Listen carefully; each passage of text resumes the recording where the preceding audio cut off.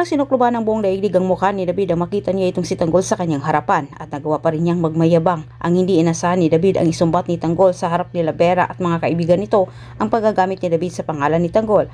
Ang akala naman ni David itong si Tanggol ay isang manunugal lamang sa nasabing pasugalan.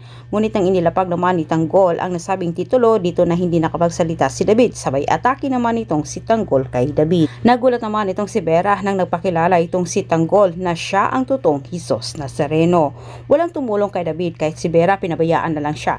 Subalit nang nakakuha naman ang pagkakataon nitong si David na makatakas ay dali-dali din siyang lumabas sa nasabing pasugalan nila Tanggol.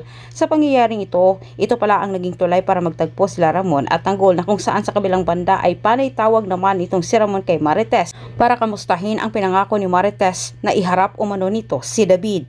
Pero bigo naman itong si Marites na tuto pa rin ito kay Ramon kahit nagdesisyon itong si Ramon na lumusob na sila sa Dimas. Naipit itong si Vera kahit sinabi niya kala Tanggol na si David umano ay nabisto na ni Ramon Montenegro at delikado ang buhay nito kahit alam na ni Tanggol kung saan pupunta itong si David. Agad din niya itong sinundan papunta kay Rigor. Sobrang nagsisisi itong si David sa kanyang nagawa. Hindi umano siya nag-isip dahil dito nawala ng parang bula ang kanyang pinaghirapan. Ang masakit pa dito ang hindi matanggap ni David ay napunta rin sa mga kamay ni Tanggol na hindi naman ito ang naghirap. Hindi mapang-abot si Marites at David sa Dimas na kung saan nagdesisyon din itong si Marites na hanapin umano niya itong si David. Naabutan ni David ng kanyang ama, puno naman ng pasa, pareho na silang dalawa at nagulat din itong si Rigor.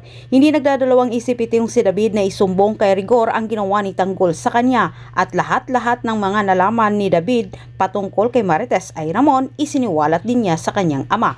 Pero huli na ang lahat, wala na si Marites at ligtas na ito sa mga kamay ni Rigor. Sa gitna ng pagsusumbong ni David kay Rigor, maya-maya lang sumulpot naman ang mga tauhan ni Ramon, sabay silang nirarat-ratan.